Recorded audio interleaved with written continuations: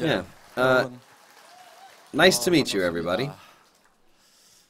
Royal Leaders Club members now make about $200,000 a year, enjoying quite a comfortable living.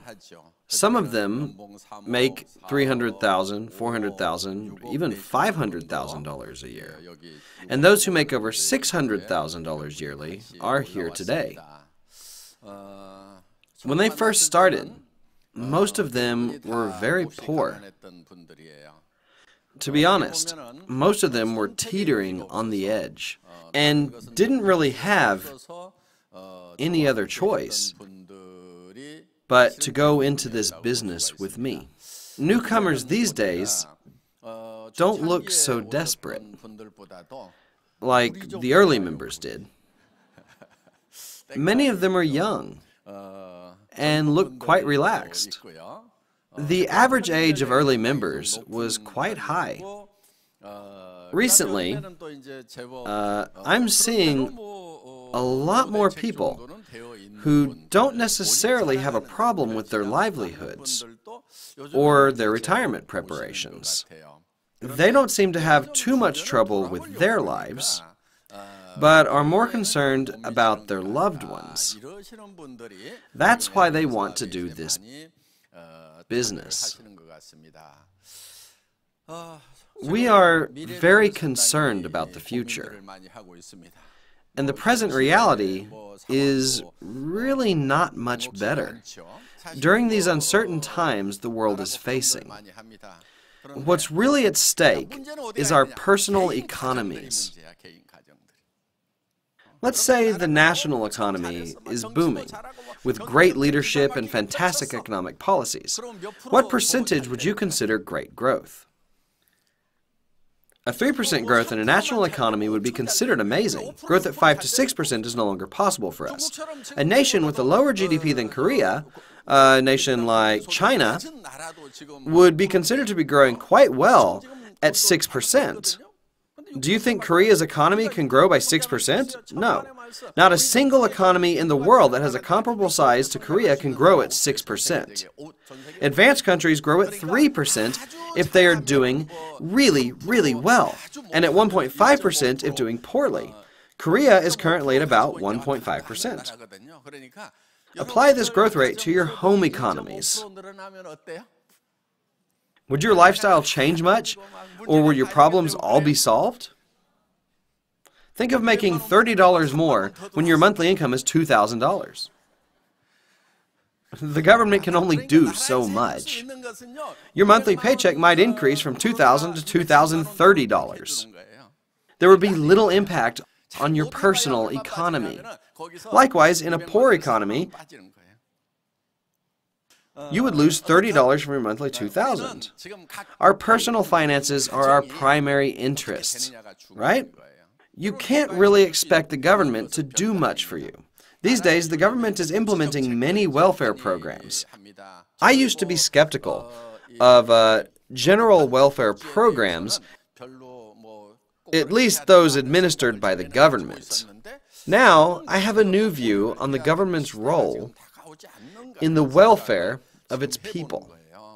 I used to think for a long time that underprivileged people, such as the sick, the disabled, the elderly, and orphans, were the rightful recipients of the government's welfare.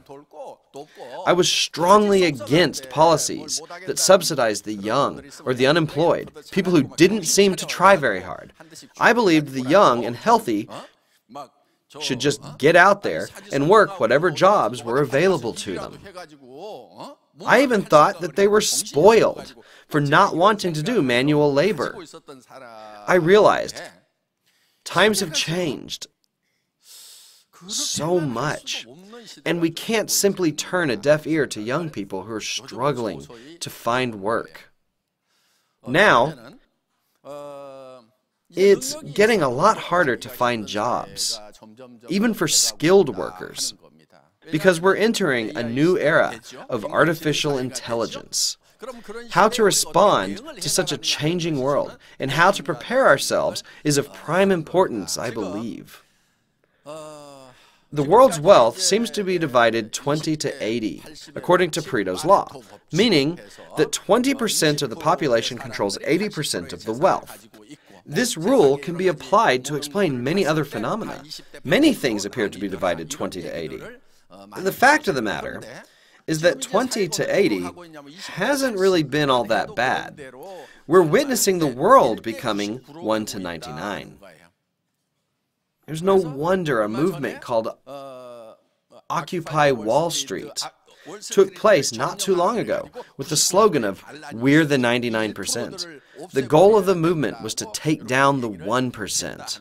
My question is that if we do take down the 1%, will the wealth controlled by them be distributed to the 99%? Will it be distributed fairly among us? Can we expect a nice, equal distribution? I doubt it.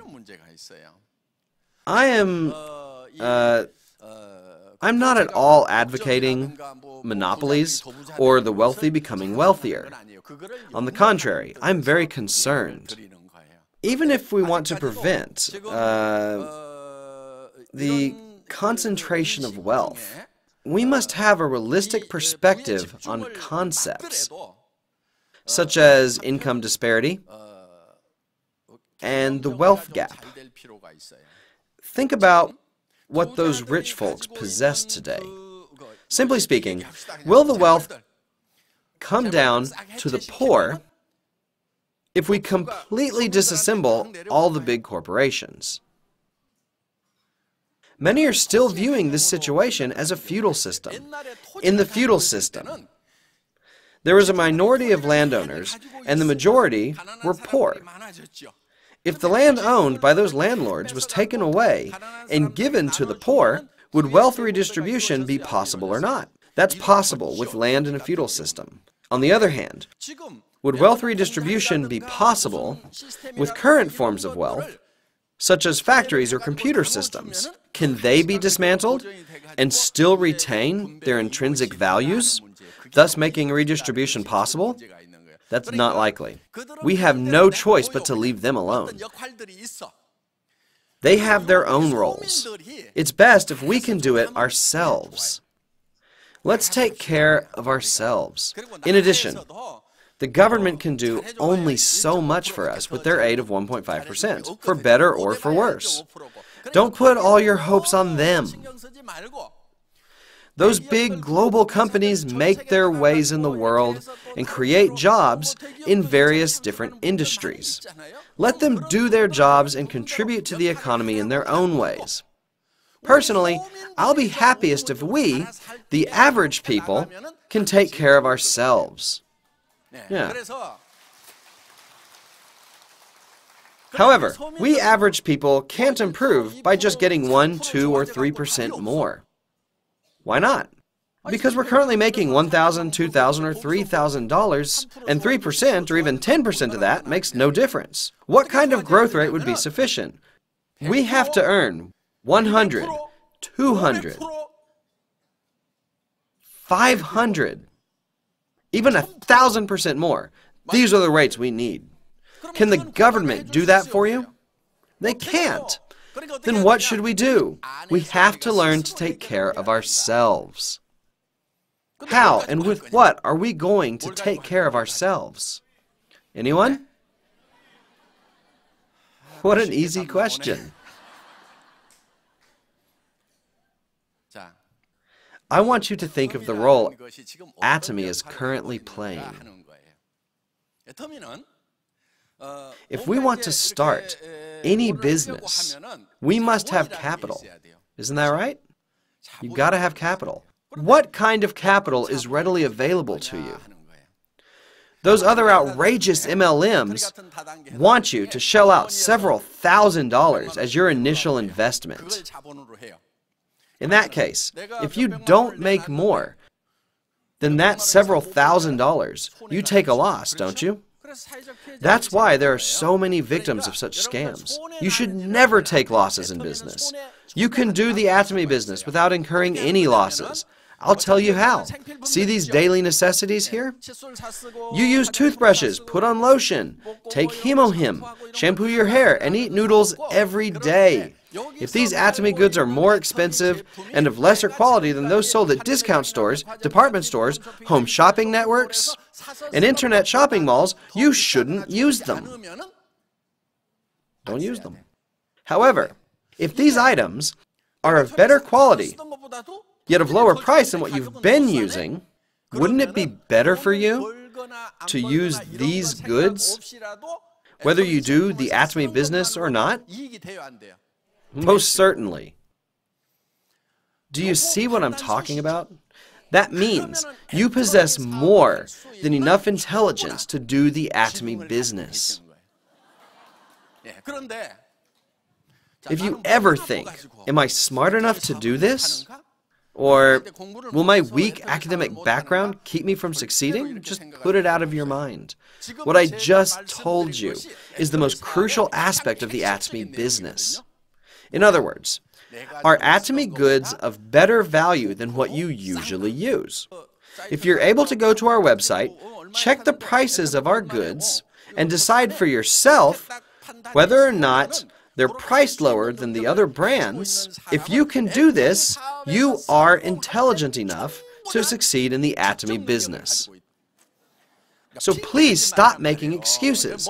Many people make excuses, saying they're not smart enough, or they have poor education, or some other reason for failure. As long as you're capable of understanding that using Atomy goods is advantageous for you, you have the ability to tell that this business has potential. Look, everyone uses daily necessities. We have to. We use them even when we're poor, right? Even the poor brush their teeth, don't they? Of course. They shampoo their hair, right? Of course they do. Things like that are required in life. Interestingly, more cosmetics are sold in slow economies.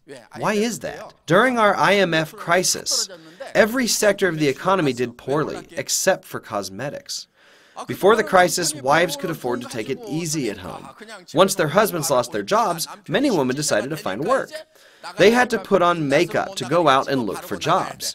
People bought more cosmetics, so cosmetics companies made more sales. Cosmetics sell even in a slow economy. The slower the economy is, the more cosmetics are sold. I'm saying that our products are bound to be sold, regardless of the economy. We use these goods regardless of economic conditions. How likely is it for your friends or your acquaintances to disagree with you when you're convinced that these goods are of great value? They will agree with you. If they're fully informed, they'll reach the same conclusion. That's how you spread the word and consumer groups get formed. It boils down to receiving compensation while you're spreading the word. Have you made any investment so far? Not at all. Your living expense is your capital.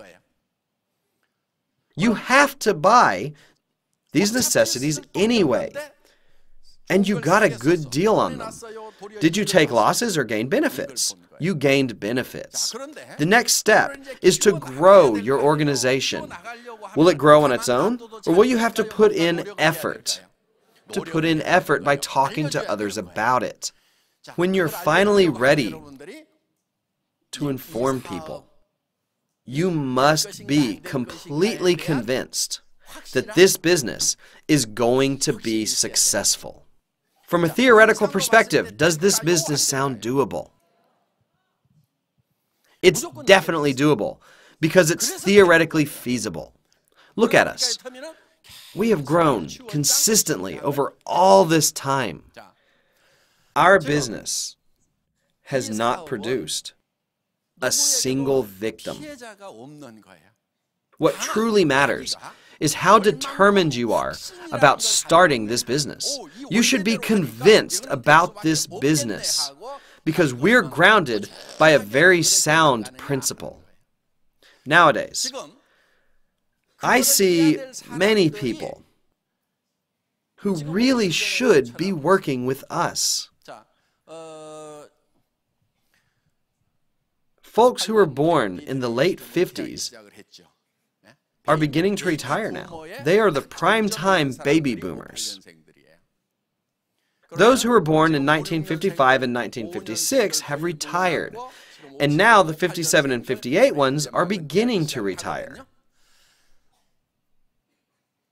Still, they have many years left to live. It looks like we live, on average, 40 years after retirement. The current life expectancy is 90. But my generation is expected to live until 100 years of age. We have to live 40 more years. Do we have pension income to live on? So-called successful people have pension. Is it sufficient? They can possibly make ends meet. However, pension is in no way sufficient for a luxurious lifestyle. It might be barely enough. Rumor says the national pension system is not running well. And there's a risk we might lose it altogether. You have to know this.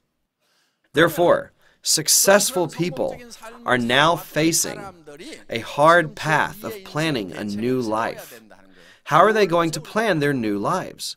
Let's assume those successful people have worked for the government, big corporations, schools, and other decent employers. How are they going to support themselves after retirement? With their pensions? Pension alone won't be enough. They need to come up with a plan B. And most of them decide to run their own businesses. They open cafes, diners, and most notoriously, chicken restaurants, which have infested the entire nation. Those businesses have gone through fierce competition and have run their due cycles. The sad reality is that most retirees pour all of their severance pay into their businesses, only to become penniless. You should not have to spend money at all. You must not spend a dime of your severance pay or pension. Save all of it. At the same time, you must look for a job that doesn't cost anything. Does Atomy require investment? We don't. Atomy just wants you to use our daily necessities and tell others to do the same. That's all there is to it. That's why this business is so appealing to retirees. Of course, some might not be good at this and might quit. Still, what would they have to lose? Their severance pay and pensions still remain untouched. Don't idle around or waste your time hiking or watching TV all day. Come to our seminars day in and day out. Go to your center regularly and don't miss out on any events. If you keep getting exposure like that, you will get the hang of it. This might be a little new to you, but you will figure it out.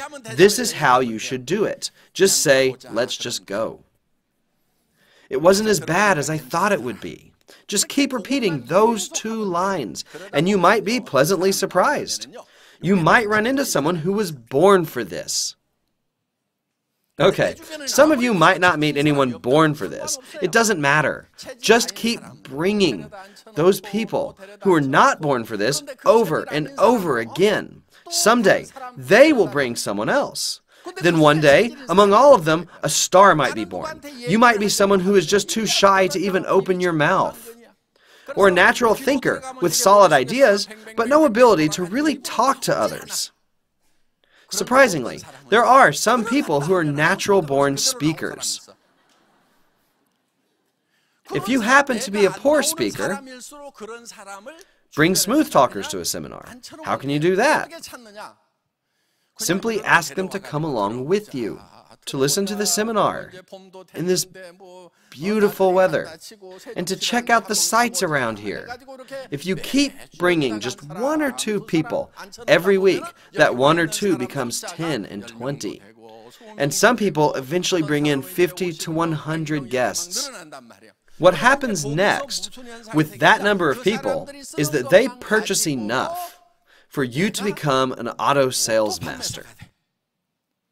You receive $2,000 a month. A retiree receives a pension of roughly $2,000 a month after working 30 years. Let's assume that you've worked 1, 2, or 3 years. If you make $2,000 a month as an auto salesmaster after working 1, 2, or 3 years, would you consider that quick or slow? Just tell your people that you're taking it easy and slowly. Tell them work is play and play is work. And just casually bring them along. Along the way, you will meet some that definitely need to do this business, and some who want to do this, even after some initial misunderstandings. Many start this as a part-time job. To those who work but think they don't have an adequate retirement plan, show our seminars after work, or whenever possible.